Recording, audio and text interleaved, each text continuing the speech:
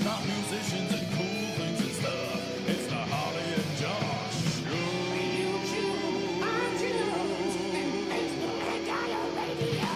What's up? Hello. Yes, we are both very, very croaky today, so you're going to have to bear with us. What are we going to call it? What do we? Oh, no. It is the Horsey and Cough Show. Thank you, Sam, for that one. It's the Horsey and Cough Show. Welcome. It is your music industry podcast by musicians. This week, we've got some music by Pet Needs, Red Flag 77, and our mate Bebe.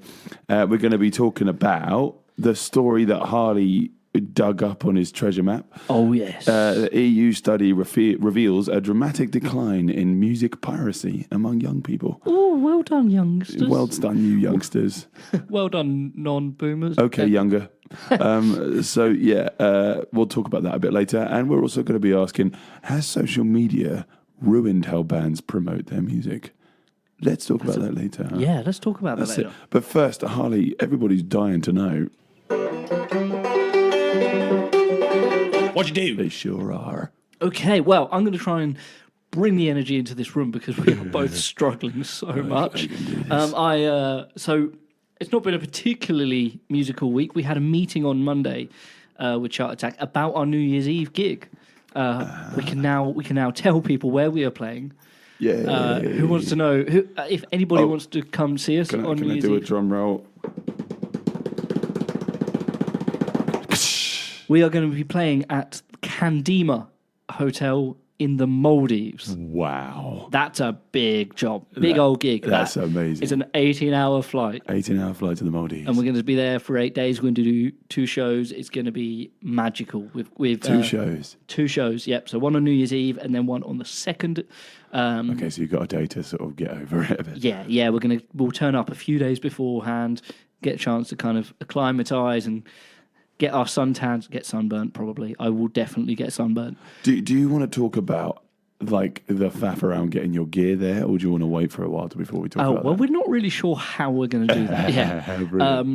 We've been told by the hotel that whatever we need to take, they will sort it. However, we're going to keep our kit as light as possible. So there'll be amps, drum kit, and all those important big things, the heavy things, they're already going to be there when we get there. That's great. Exactly what we're going to have, we don't know. So it's a little bit up in the air, but we're fairly kind of easygoing as a band. As long as it makes us louder and doesn't sound like a wet fart, we're happy. What about instruments, though? Because obviously we'll take our own instruments, and I'm going to try and push so we can take our own pedal boards. Because I would argue that a pedal board has more bearing on one sound than the guitars themselves. Because I've got a guitar, well, at least as a bass player, I've got a P bass and a jazz bass. Mm-hmm. There's really very little difference between another jazz bass and another P bass in the swing of things, as long as it has the rough sound. They may have the same weight sometimes, but completely different wiring, completely different wood, all that sort of stuff. Even like if it's a passive jazz or a passive Fender, a passive P, that's fairly happy. So I'm pretty like easygoing, but we probably will take our own basses because they're easy enough to take on hand luggage. That's good. Having gone the Line 6 Helix route, it makes life nice and easy. I've got one pedal box, and then it has everything that I'll need. We're also going to be taking a Bronwyn with us. Hey, a friend of the show. Does she go in the overhead compartment, or? Yeah, probably. Well, I might have to fold her in half because she's quite long, but we'll find a way. We'll find a way. Duct tape round. Yeah. When you go up to the check-in point, just make sure you check her in that little baggage thing. She'll fit in that little square box. Yeah. Some wheels on it. And a handle. Oh, brilliant. So, we're going to be taking a Bromwell with us. Yeah. She's going to be joining. She's going to be playing some keys. She's going to be doing some vocals and assisting on the backing vocals as well. Take some of the weight off me and Oscar so we can really push and focus on performing it properly. That's amazing. And it's good. Oscar and Toby this week have been in the studio rewriting and rearranging songs that we feel could be better. And we'll be testing that out during our Christmas gigs over December. If you want to see something a bit special, we'll be practicing that as we go along. And there's some really cool little additions we've added just to songs that we've been playing for a long time. And it's just given them a whole new lease of life, which it's going to be quite amazing. What did you discuss in the meeting then? So the main thing we discussed was what new songs we're going to add, because we've got to do a 3-hour set. Wow. And One in one, or are you going to go? So we're going to do 3 1-hours. Okay, that's cool. So we'll have some downtime between sets. It's not going to be a big long slog all the way through. But with what we've got planned, we've got Bronwyn's going to be singing some songs. So we've decided what songs we're going to have her sing and what she's going to front. We decided what bits she's going to be playing as well on the keys, so she can focus on playing the right bits and not having to learn songs that she's not going to learn to play, because we've got songs that have like 2 or 3 different key tracks on there. Think back throughout your life, right? Yeah. The amount of songs that you have learned specifically for one event and will never play again. Yeah, we don't. Or the amount of songs that I've learned for an event that either hasn't happened or I've turned up and they're going, oh, no, we're not playing that song. Oh, my gosh, yeah. It's just wasted. Yeah, that's kind of a... That's Would I say that's a pub band sin? no, that's our Halloween spooky moment. The graveyard of songs. Oh, yeah. I have a whole list of songs that I've learned and then turned up to gig and never played, which also has played in my... as a disadvantage, because I've turned up to a gig and gone, oh, let's play this song, and they go, oh no, we're not playing that tonight, and you go, oh okay, fair enough. And then a gig a few years later, and I go, oh, I've already learnt that song, right? Because I haven't actually played it at a gig. I'm driving to the gig and I put it on the playlist on the way to the gig. I'm like, I don't remember this as well as I had thought, because I find sometimes playing a song in a gig gives you that kind of that solidarity of knowing that you know it. So it doesn't hold in your brains quite as well if you haven't played it in front of people singing along with you. Yeah, I don't know if that's a thing that maybe I've just experienced. So well, that's a whole thing. Let us know, ladies and gentlemen, if you are in a band and you learnt a song specifically for something and then never did it. Yeah. Maybe there's a consensus of what those songs are. My thing is Shut Up and Dance. Oh, where they my destiny. Yeah. I've learned that 3 times for three weddings and not played it. Yeah, I've played it over the when in the DJing part. Everybody wants that song for some reason. But that's a one-hit wonder band, isn't it? Who's that? Yeah, I can't remember who it is. But yeah, it's not Train, is it? No, it's a great song. Is it like Moon or something? Moon something. Oh, Walk the Moon. Walk the Moon. That's it. I really like that song. It's all right. And as pop songs go, it makes me happy. It makes me happy. Exactly. What gigs did you have then? So we gigged with Chart Attack, which was something we haven't done for a couple of weeks. It was really good actually. We played. Oscar wasn't available because he was playing with 3 Musketeers, as we mentioned last week. Yes. Did I say we had Tom McCarthy on guitar? Yes, you did. Did. However, he messaged me. I think it was later that day on the Monday, and he was like, "Look, can I be honest? I'd only asked him to play the gig like a couple of days before, and he's like, look, I've got a really busy week. I don't know if I'm going to have time to go through the songs and be comfortable. He says, if you need me, I'll do it, and I'll give it my best. But I really like playing with you guys, and I said, the next gig I want to do, I really want to be able to enjoy it and know the stuff and go all out. But if I do this gig on Friday, I will be playing at the seat of my pants, and I don't really want to be doing that. If you've got someone else who could cover, that would be great. He also had like a 2-hour drive home from somewhere that he would be struggling to get there on time. So logistically and creatively, he wasn't the most comfortable for it. So we phoned up Andy Bartlett. Now, Andy's been out on cruise ships for a long time, and he came back just for this month, and he goes out again this Thursday. And I phoned him up and went, I know it's a little bit tight, but do you fancy doing a Chart Attack gig? He was like, yeah. All right. Nice. He's not quite so busy this week, so he had time just to go through the few songs. We added a couple of songs on there as well, and he absolutely nailed it. He's running a brand new Helix. Cool. And it sounded amazing. Really great sound. So it was just a really good chance to see him again, have a little catch up.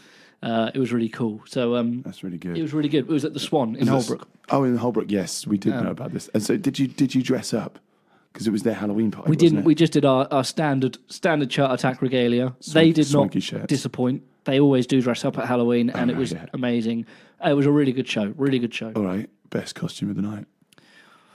Oh, I don't. I have to say, Kirsty behind the bar as a zombified girl of some sort. But she really went to town with the Zombie makeup. Kirsty, Yeah, she had like the whole Chelsea grin thing, like the Joker and weird eyes that weren't matching, and it was really cool, really cool. That's nice. And it was great. So Harley, Yeah. I feel like we've got to use this jingle more than once ever. So Harley, I'm going to ask you some questions. So Ask me anything. Yeah. what I want to ask you. It's only because I got the voice right. Your voice, you're doing proper like late night radio, I aren't sound like you? Iggy Pop right now. What's your favourite musical moment from last week? I would say playing with Andy again. I haven't gigged with Andy since maybe June, maybe even May, and it was cool. It was really good. Like his playing has really come a long way because he's been playing every night for the last 2 months. And Same songs, you reckon, or like each night, so same set? possibly, I think they probably shake it up like a fair bit. But With Florence and the Machine, yeah. yeah. No, was it shake it up? That's Taylor Swift. Taste Whistle. Yeah, it was really good to play with Andy again. It was like, we've been playing in bands for 6 years now, so it was really, really cool.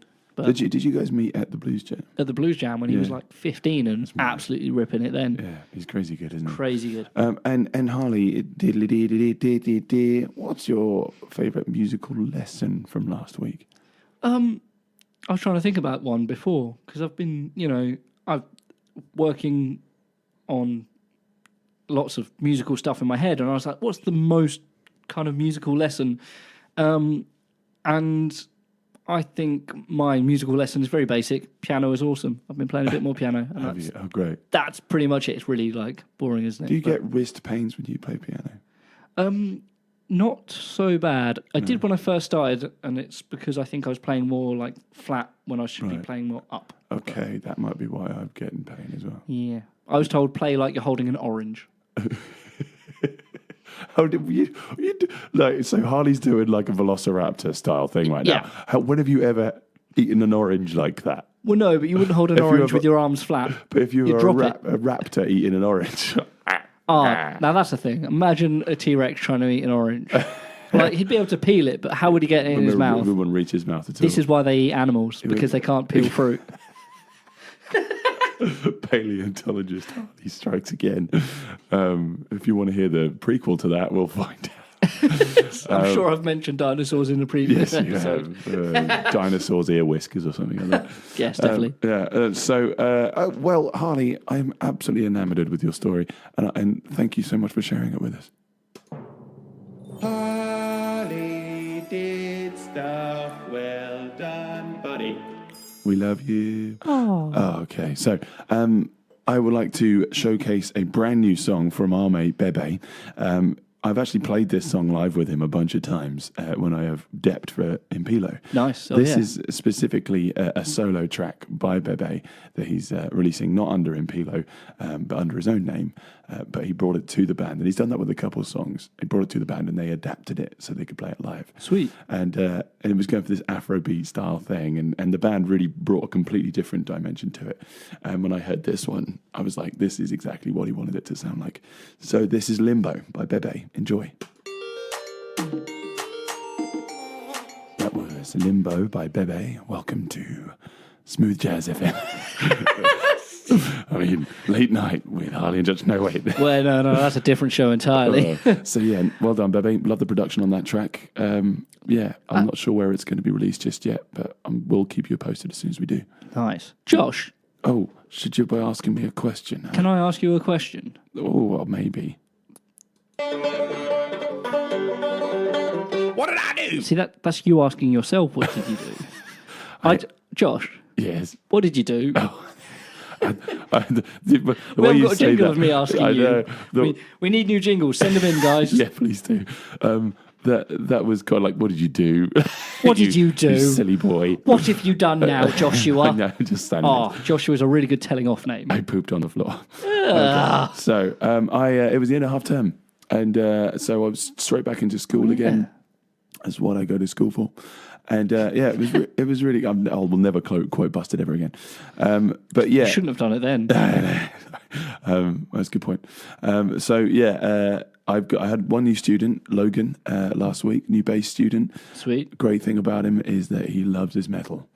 Good. Turned up with him with a Slipknot t-shirt, and I was like, we're immediately going through duality. Yeah. So I got that tabbed out for him. But yeah, he's a smart guy. Mark Gardner is his dad, who from Stetsons Are Cool. Oh, okay, yeah. So yeah, they've got a musical family, and also obviously Dermot. Yeah. So yeah, I'm happy to be part of that. Bit of learning experience there. So thanks for having me. I mean, they took me around the house, give me a cup of tea immediately. Nice. That's nice, isn't it? So I was back on with. How good was the tea? Oh, it was great. It was good tea. Okay. Proper tea. I mean? Milk and none. I was back with my private students, Amy and Alex, and they're doing a really great job. With the, I was also at All-Star Rock School, which I've got tonight. Quick drop that in there. This week I'm going to be at the Colchester one. Oh, yes. It's kind of lots of teaching going on again. Of course, it was Halloween last week. Oogie Spookies. Oogie Spooky. I have to admit something to you. Go on. So I when we did like one of those scare mazes at Alton Towers a couple of weeks back. Oh, nice, yeah. And I was quite brave. I made Frankie go first. No, she was just dragging me along. She's like, right, let's get through this. And I was quite cool until right to the end, until this demon jumps out with these massive horns, and there's this strobe lighting behind him and all this smoke. And did I scream like a little girl? No. Did I scream like a man? No. What I did was I went, oogie boogies, involuntarily. No prompt. That was just the noise you just goes, "Ah," and I go, oogie boogies. I have no idea where that came I have from. to say, I feel like the actor who was the demon must have done well to not laugh at that. Spookies. So anyway, so happy Halloween for last week, ladies and gentlemen.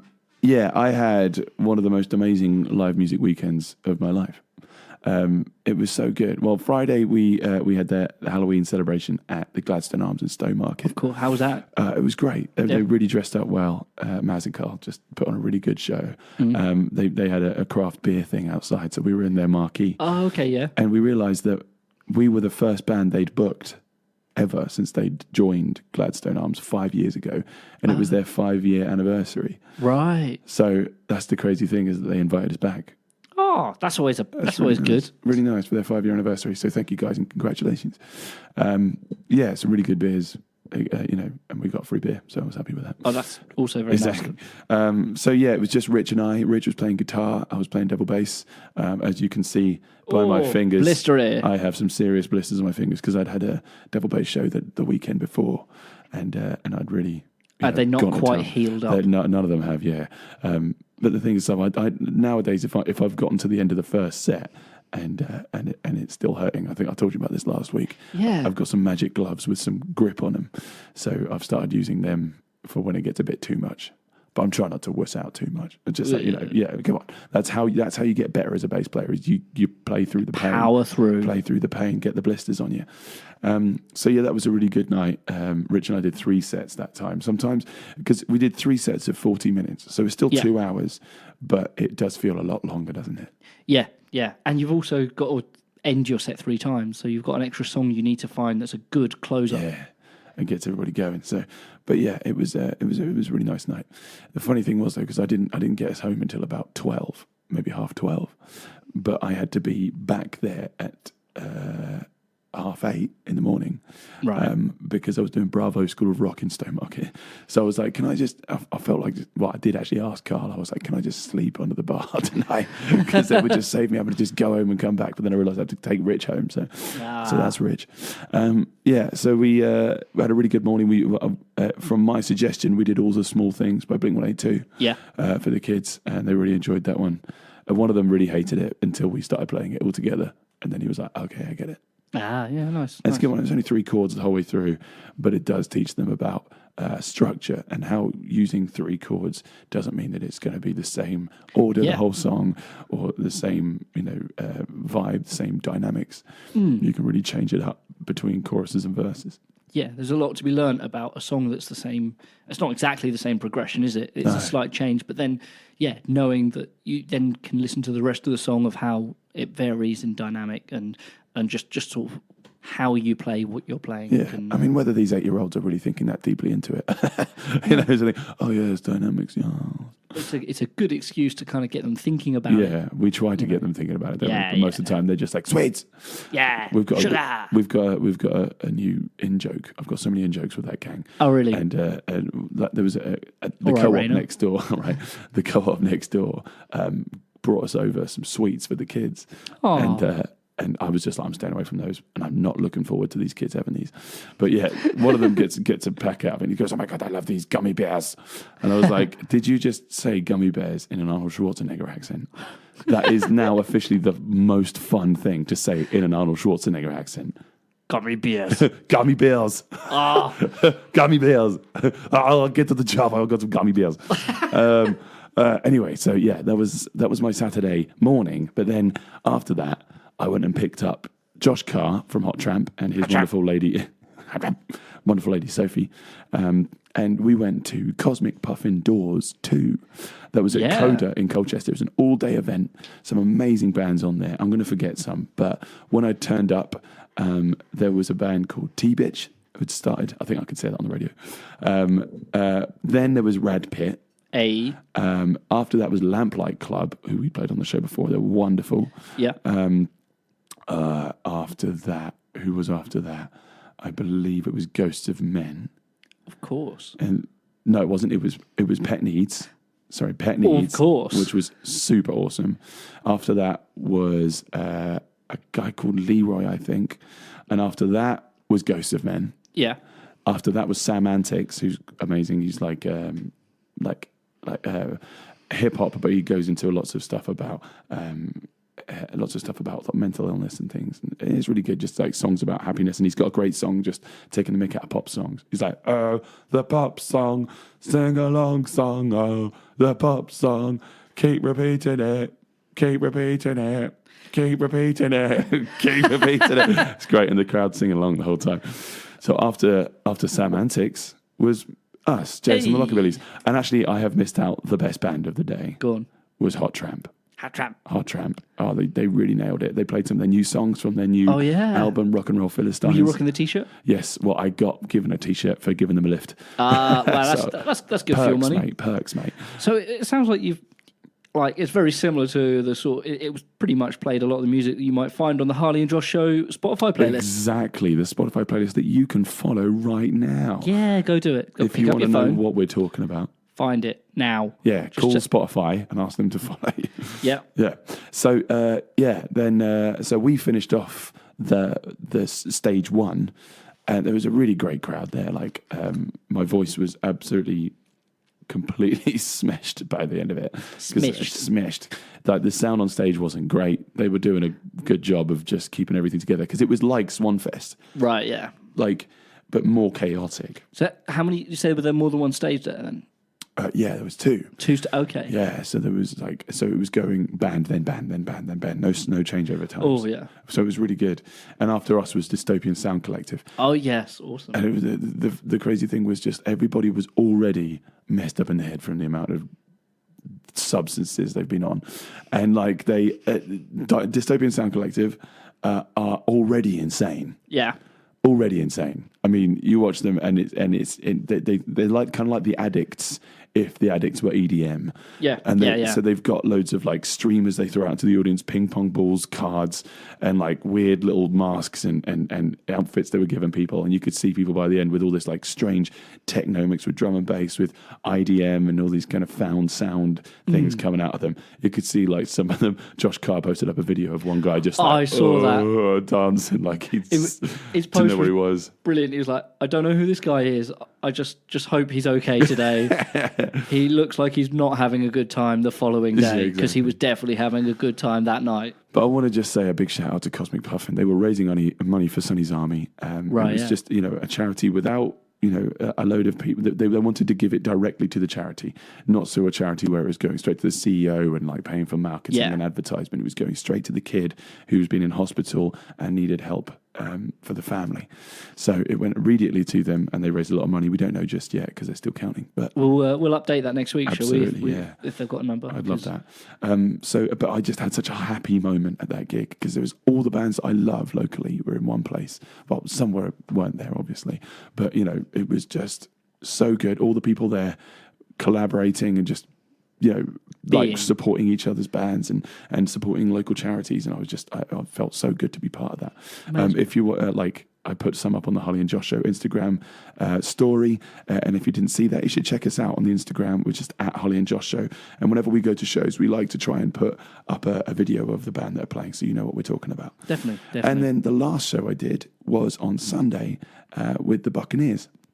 And the Buccaneers show was so fun. It was at the Freston Boot. It was their Freston fireworks night. Yeah. And so basically we'd been booked there by a different guy. That guy left, didn't tell them. And I messaged them. Well, I was just there, and I said, one night, just having food, and I just said, everything good for the gig? And they were like, what gig? And I said, it's the 3rd of November. And they said, well, we've got fireworks night on that night. We didn't know you were going to be playing, but we'll put you on as part of it. And not every venue would do that. That was really good. Yeah, really a lot of venues would just be like, that's not my problem. So, and they've got this little hut that they've made up the top, made out of cement and wood blocks, and it looks amazing. If you look at the Buccaneers Facebook page and our Instagram, we're going to film some videos there. We were dressed all piratey, and it's all timber and beams and hanging lamps, and it was just perfect for us. And there were lots of little kids. There's a little kid came up to me at the end of the set because it was a really good crowd that was singing along with us, and lots of little ones as well. And he just came up to me. He said, "Are you a real pirate?" I said, "Yeah." Oh wow! Bless him. I loved his little face on that one. I've just looked at the pictures. These look amazing. This does look a beautiful venue. So that was my week. Favorite musical moment was probably everybody singing along to my songs. I Don't Care.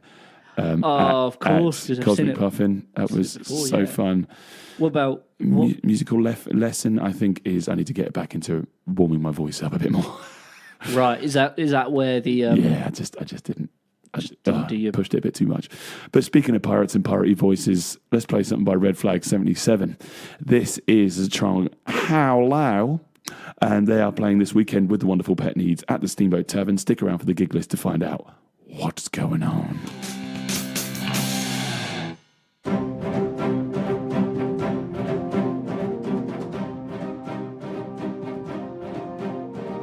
An EU study reveals that a dramatic decline in pirated digital content amongst young people.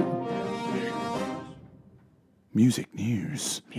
Well, crikey, mate. That was How Low by Red Flag 77.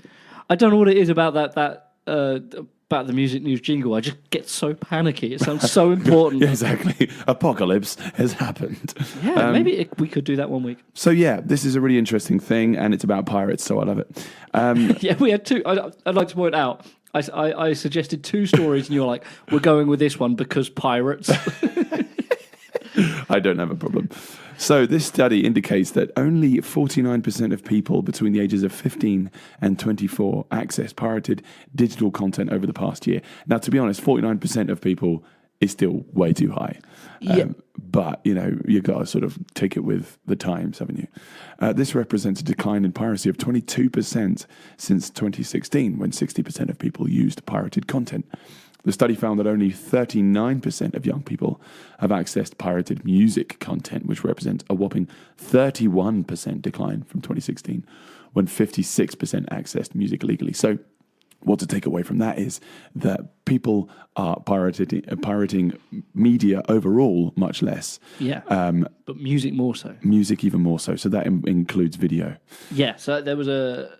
in comparison, did you get to that? Yeah. So in comparison, 79% of young people have accessed pirated video content in 2019. That's quite a lot. Which is down only slightly from when it was 85%. So we're talking about a 6% decrease with video compared to the, what percentage was it? It's 56%. 31% decline. Oh, 31%, yeah. So that's too many percentages now. So many percentages, all numbers. Gosh. But it's really good. And I think there's two reasons for it. Because partially there's less of a culture about pirating music. I remember when we were kids, we talked about LimeWire and stuff, and it was one of those things. Oh, have you got this? Fair share. Yeah. Mediafire. Or have you got these programs to download these music because you can listen to it for free? uTorrent. But also, I think streaming services, it's just easier. Yeah. It's just like, what's the point of pirating a song, which will be a really bad quality a lot of the time, when you could just get it, like, on your phone easily by paying like, $7.99 a month, which was the pitch that the Spotify CEO went to music industry with, and to investors with. Yeah, it's such a it's good. It's weird because we're talking about streaming as how it's damaging our industry, but actually, if this is what's causing people to actually, even if they're not paying as much for it, they're still buying into music. This goes into the next point, though. It does differ between country and country and between classes as well. Because in wealthy countries where young people have more money to spend on digital content, piracy was far lower than it was in poorer countries. Okay, yeah. So, for example, in Germany, which is one of the richer countries in the EU, only 13% of young people accessed pirated content from illegal sources, right? Which is super low. Yeah. In the United Kingdom, however, this number was 14%, so we're only a little bit higher than them. In Lithuania, which is one of the poorer nations in the EU, 45% of young people accessed pirated content through illegal sources. So, yeah, go on. There's an interesting point because we talked last week. Was it last week or maybe the week before? We talked about how tech companies are changing the price of their streaming services and lowering them yet higher up, raising the prices of physical products like their Echoes and Cortana box and whatever. Yeah, I just made Halo. that. I made that. Yeah, it's Windows. Their thing's Cortana, isn't it? Oh, okay. Because of Halo. Because Halo. Yeah. But so maybe this is to target the countries with lower income so they're more inclined to buy into music. Yes, this is what we've been talking about emerging markets, isn't it? Yeah. For a long time with India and Yeah, so it does kind of really help that streaming companies are going there to bring the scourge of piracy down. Which is really unfortunate for bands who are using piracy to kind of as a selling point. Sorry, Easttown Pirates. Or Buccaneers. We're the number 2 pirate band in East Anglia. So, I don't know. What do you guys think? I mean, the great thing that came from this news was that music has been the highest downloaded content out of video and games and music and all those different things. Whereas the game industry far outweighs the video, the film, like box office films, Hollywood films, and the music industry combined by like a lot. Yeah, like video games are completely trouncing music and video, and maybe that's because they're a bit harder to pirate. I was going to say it's.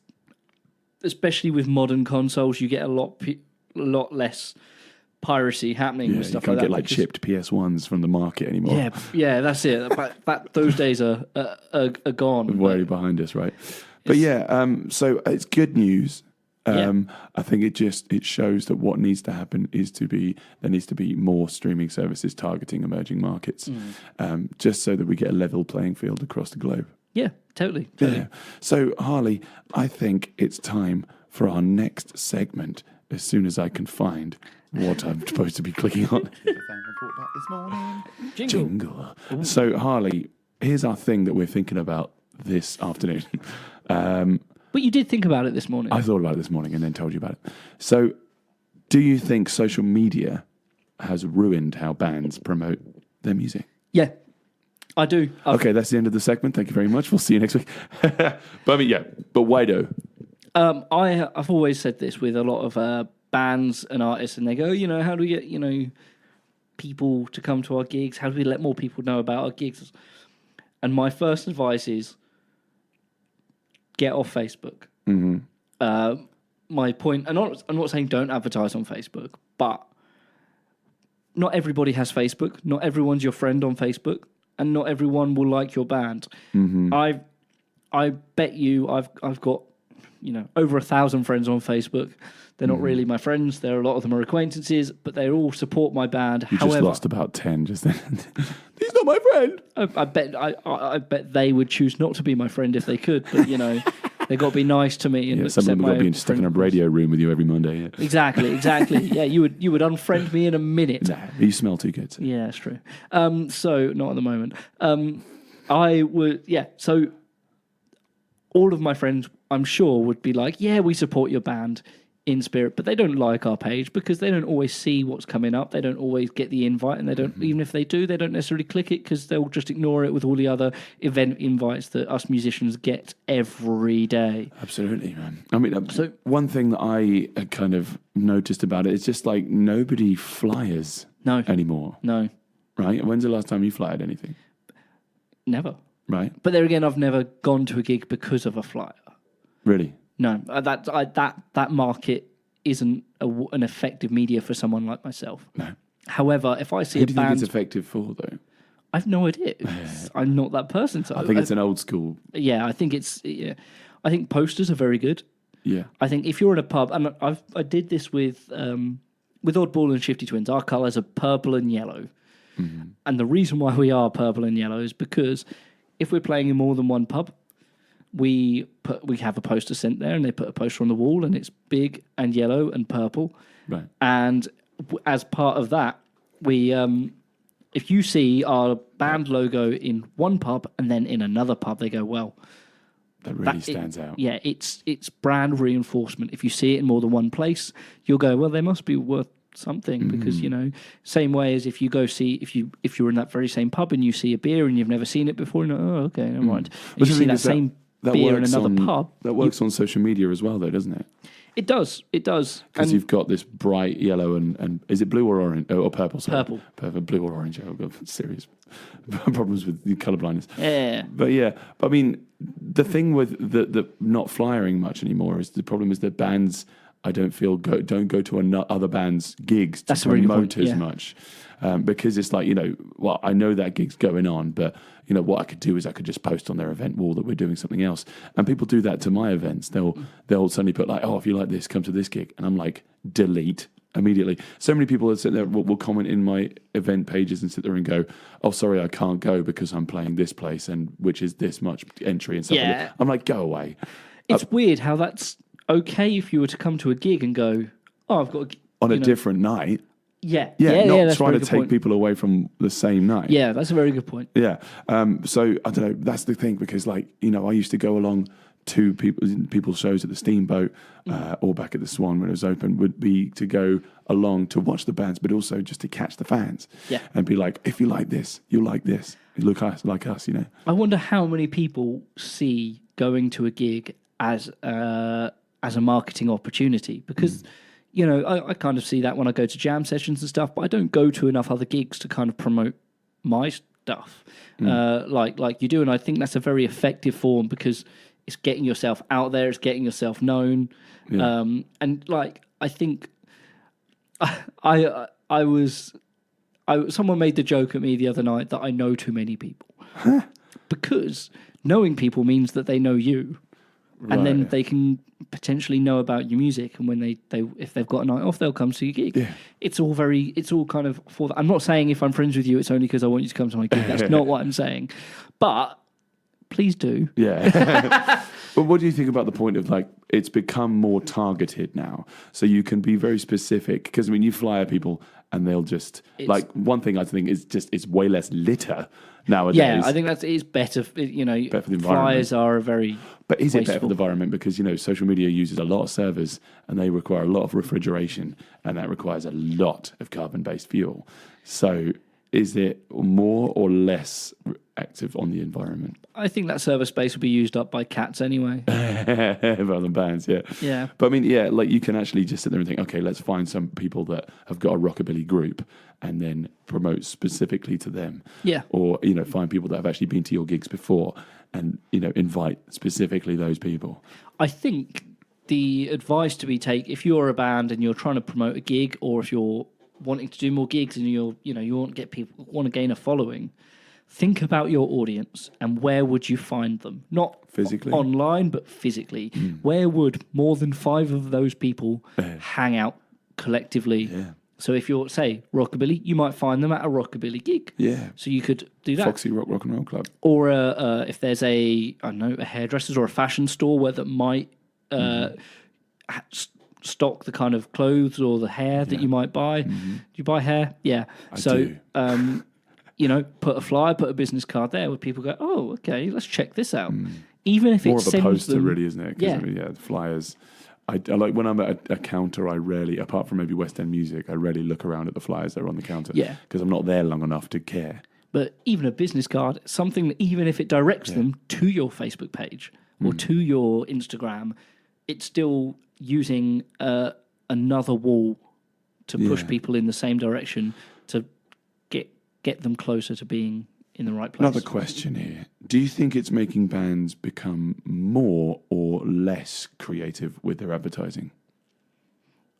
I think less. You think less? I think so, because I think, I mean, I am guilty of this. Oh, we've got a gig coming up. Okay, well, better make a Facebook page. Right. Whereas I know other bands, Soap Your Auntie are a good example, and Lockabilly's as well. When you go, we've got a gig coming up, let's make a poster. Or a video. Some of your videos are great. Was it for the Puffing Cos Doors Puffing one? Doors, You yeah, did the it was. whole video of how to get yourself... Looking like a rockabilly. Yeah, which I thought was really cool. I learned a lot. Did you really? I learned you look great in leopard print. I don't. My girlfriend's leopard print, yeah. It was beautiful, but She wasn't happy with that. no, she's not. No, but I think I think you can. There's so many more ways you can be creative, but then it's very easy to be complacent of tick the boxes. Yeah. Have we got a photo? Have we got an event? Yeah. Have we got something so people can come see us? Yeah, exactly. And it can be a bit of a tick box exercise, and I think I'd always promote people to go do something different, be the next new thing. Yeah, be do. The thing Do is, be do. like, exactly. Don't want to be like you. Who? No. But this shows us the decline of the fanzine as well. Yeah. Because they used to be the thing that used to walk down Ipswich High Street, and especially if you go to Time Out Records, out of Time, sorry, not Time Out, but Out of Time Records, somebody would have like a slap together little publication of what bands have been going on now, what releases have been coming out. I mean, nowadays it's Ipswich Gigs. And it is Grapevine. Yeah. They've sort of turned into those. But we don't get people, I mean, even blogs nowadays, you don't see so many blogs anymore. No. You'll see vlogs on YouTube, but there's not much to read. So there's not so much to dip into. But I think that's kind of come out into this more, like, bands will do videos, or people will have podcasts like us, where this is kind of like our version of doing a fanzine, because we don't have time to do... write a complete publication in our spare time. It's a faff. Yeah, exactly. FAF. Just to interject about me complaining about gigs being a tick box exercise, if you are doing that, by all means, still have a tick box exercise, because then you won't miss anything obvious. Yeah. Another box to tick is, if you're local, places like the Grapevine, and if you're not, there'll be other gig guides. Make sure that your gig's going to be advertised in there. Yeah. It's free to have your gig listed, but not... And as a lot of bands assume it's the venue's responsibility to do that, and if they don't do that, then it's not going to be in there. Yeah. So, if they've already got it on there, they won't publish it twice. Yeah. So just go, well, here's my gigs for the next in 2 months' time, because I have to do it well in advance. But get in the process of doing that kind of stuff, because it really does help. And the thing is, because I'm a very guilty party in that. I don't think I've once said to Grapevine Live or Ipswich Gigs when we're playing. So there comes in the argument of a lot of my shows have been very well attended. And I'm not saying that Grapevine and Ipswich Gigs didn't have anything to do with that, but I still have missed out on a market that they have, which, because they have some very die-hard music fans that go on Ipswich Gigs and Grapevine Live, and so that they might have missed out on one of my shows. Yeah. So, it's a good idea to get in touch with those people. Not everyone is on the internet. Yeah. It's very easy to think that the whole world lives on their phone and on their computer, when it just isn't like that. And sometimes with social media, you don't want your band to become spam. No, right? no. I mean, maybe Tuna, other tinned goods. But like, you don't want it to be like, oh, crikey, I really dislike that band because they keep inviting me to stuff that I do not care about, which I feel like I've been a culprit of, just like blanket advertising to a bunch of people that are just like, I live in the Maldives. I'd rather go see Chart Attack. Yeah, you would. Yeah. So, yeah, anyway, what do you guys think? I'd love to know what you guys think. Well, we'd love to hear your opinions. Harley, I think what we need to think about is actually what people have been saying on our Facebook page today. It's the Harley and Josh show. Yeah. So your opinions, ladies and gentlemen, on the best debut album of all time. Now, I know Rob Lewis has put like multiple here, so you've broken the rules there, Rob. It's the best, not all the best, but it's okay. I'll let it slide because there's rules for this, obviously, for some reason. You said Arctic Monkeys, whatever people say I am, that's what I'm not. For me, that was a game changer. Solid choice. A moment in history. Absolutely solid choice. Every single song on that album is a banger. Yeah. So I'm going to agree with Lynn Beale. The Addicts, Songs of Praise is a good one. Yeah. Youth and Young Manhood by Kings of Leon by Nigel Boyer. I didn't expect that to be your choice there, Nigel. I thought you were going to say The Clash. But yeah, that is a good album, actually, Youth and Young Manhood. I said Grace by Jeff Buckley because I just absolutely love that album. Yeah. And it was just, where the hell did that guy come from, Yeah. What else we got? Graham Tonic said, agreed. I don't know who that was by. Yeah, agreed. The band agreed. It's self-titled. Sophie, Tallulah Good Times, she put Leftism by Left Field. And I think that's a really good, solid shout, actually, if you like your electronic dance music. Andy Burles, 10 by Pearl Jam. Yeah. That's a good one. There's so many best of all times that, I think, Yeah, I think Rob Lewis's top one there would be definitely Maybe by Oasis, which is a really good one. And Nick Albert Smith, who was in Rad Pit and didn't actually play the show with them on last Saturday because he was watching Machine Head and the band did it without him and they nailed it. So props to you guys. Nick Albert Smith, he says Black Sabbath, self-titled. It's amazing. Yeah. Yeah, because it's just got Black Sabbath. Dong! Starts off with the bell ringing. Absolutely incredible. So what do you guys think? You can find us on our Facebook page and let us know. Yeah, thank you very much for messaging in and commenting in and stuff like that. Please do keep doing that because it's quite fun, especially when we do the silly ones. It's silly. We got so many silly ones. All right, let's get to the Harley. Are you playing anywhere this weekend that we should know about? I'm not. I am doing a PA hire this weekend for a couple of events for Connor Adams. I don't know if that's on the list for later. Yes, he is. So we'll get to that. I'll talk about it in more detail. Well, it's not the first one. We'll get to it, yeah. So you start it off, my friend. November 8th, we have Manic Blackout are playing at the Black Horse Ipswich. They are dusting off the ash and coal from their guitars and getting back on it, which is what we like to see. Exactly. That's 8:30. November 8th, we've got This Feeling present The Extons, The Verdicts, and Volume 22. Check them all out if you've got your indie / Oasis hat on. That'll be at the Three Wise Monkeys on Friday, 7:30 in Colchester. Nice. November 9th, we're on to the Saturday. We have Ed Gaskett and the Rockers playing at the Red Lion in Ipswich. Red Lion. Ed Gaskett, I love those guys so much. Yeah. They've still got my double bass stand, which I left at venue and they picked it up for me and I still haven't picked it up. So sorry, guys. I love them. They're great. So also on November 9th, we have a great metal night going on at the Premier Pool Club, courtesy of Dead Soul and Darren Smith. They've got Hats Barn, where they're from France. Damim, which are ex-members of Akakok. We've also got support from Consecration.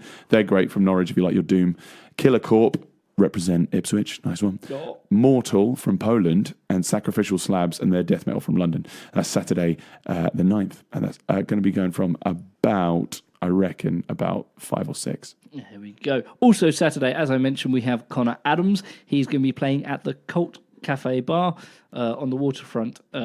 Doesn't say start time, but make it along, grab yourself some food. They do really nice chips there. They do indeed. Actually, you're right. The poutines, they're the ones with cheese curds on it and stuff. Oh, yummy, yummy. We've got our mates, Ian and Chewy from Blacktop Harrison and also Titans. Yes.